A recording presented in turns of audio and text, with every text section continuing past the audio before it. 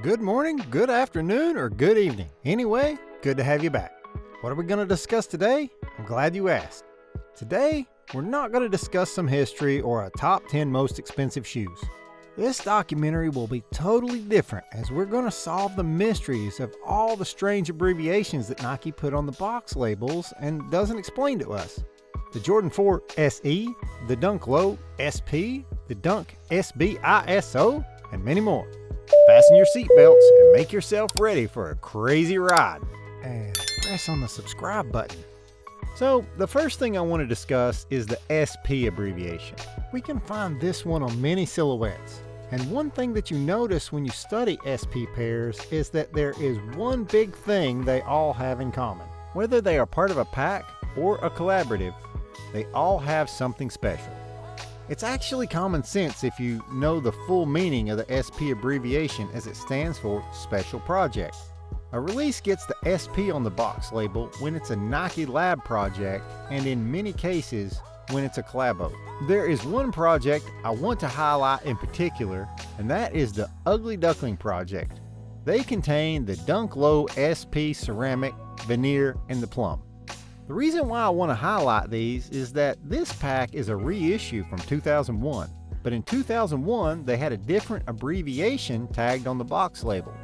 The OGs among us might know this already, but the Ugly Duckling pack was a Japanese only release, which was something common around the late 90s and the early 2000s. It was not necessarily the box label, but they were labeled with the CO.JP in sneaker jargon. CO.JP means Concept Japan, and this is the tag for shoes that are exclusively meant for the Japanese market only. In 2020, the swoosh and the Jordan brand had some sort of project to reissue some epic Concept Japan releases globally. Think about the Jordan 1 Japan in Midnight Navy, the Dunk Low Samba, or the Jordan 3 SET Fire Red Denim. And here, I will talk about some nonsense so that I can have a longer look at these J3 beauties. Okay, time to move on to the next one. A few weeks ago, we made this video about some Jordan 4s that will probably never touch your feet. In this part of the video, we discuss many shoes that have the PE status. Now, here's the confusing thing. There are two different kinds of PEs, and although they sound similar, it's something totally different. The pairs that we discuss in this video are player exclusives. These are made for specific sports players or sports teams and are extremely rare, coveted, and thus expensive as well. Most of the time, they have a deviating box and box label, which is sometimes referring to the name of the player. The other PE are player editions. These are globally released and are designed for a specific player. A perfect example is the Jordan 1 PE Chris Paul. Another thing is that you can't find the PE back on the box labels. If you are a true collector and you own a lot of pairs, you must have hunted for quick strikes. You can recognize these if the shoe has a QS abbreviation on the label. A quick strike is a shoe that is only available at Tier 0 shops and are more limited than a regular shoe. There are not many Tier 0 stores, and therefore collecting the QS mark is a sport by itself, especially in the 2000s. In this era, quick strikes are almost like the holy sneakers. However, there was something that was even better: hyper strikes.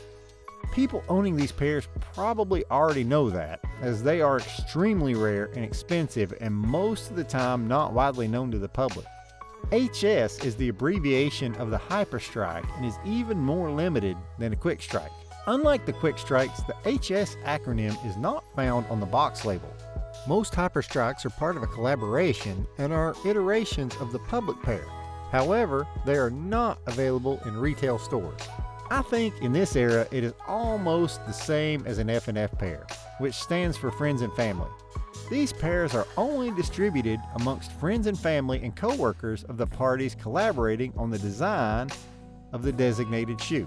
We've made a mini documentary about friends and family pairs, and well, there we briefly discussed 15 crazy friends and family sneakers.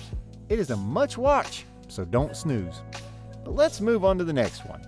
A lot of limited and coveted Jordan shoes have the tag NRG placed on the label. NRG stands for energy. Well, duh.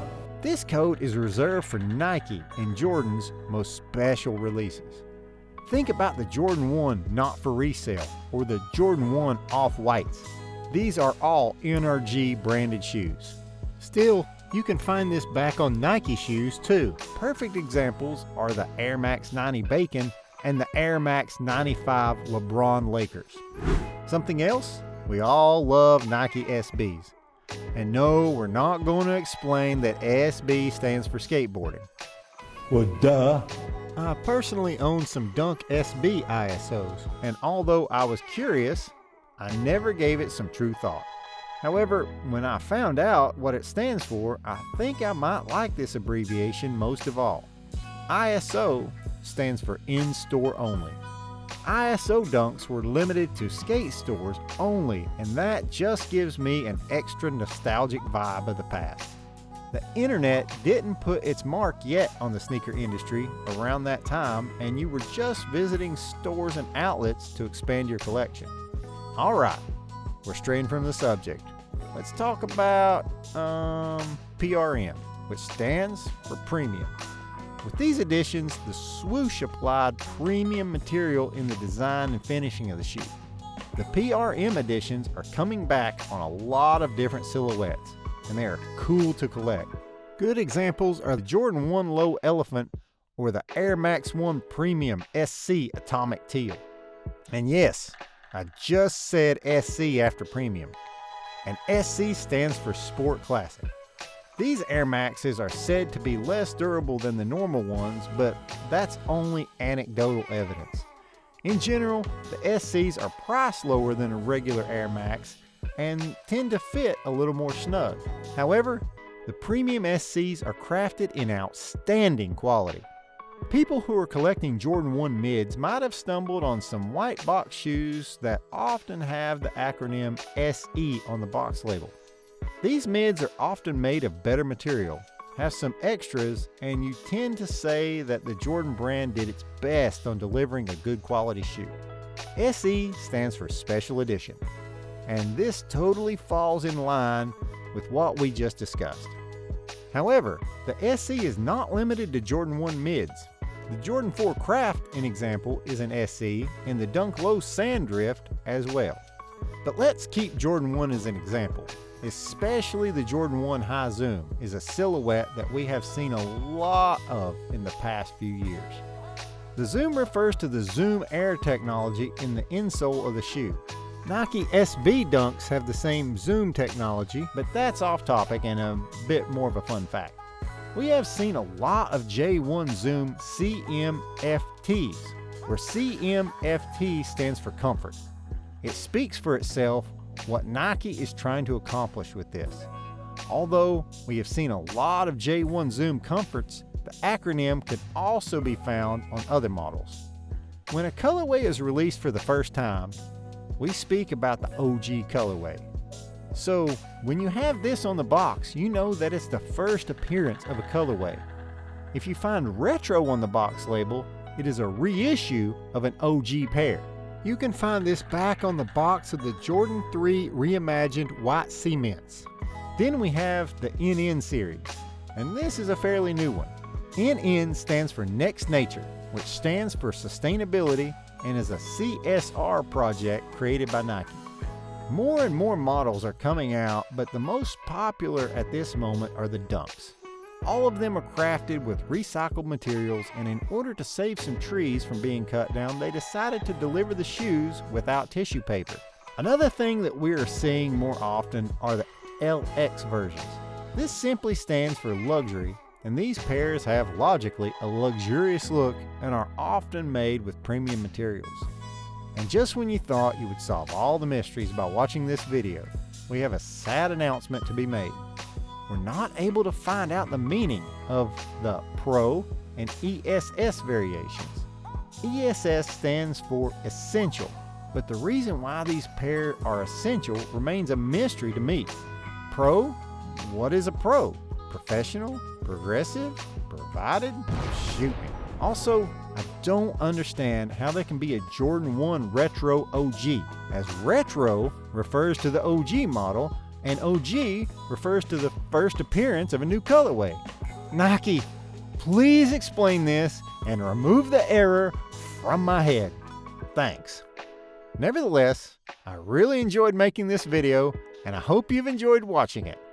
We're all doing this for free for the community.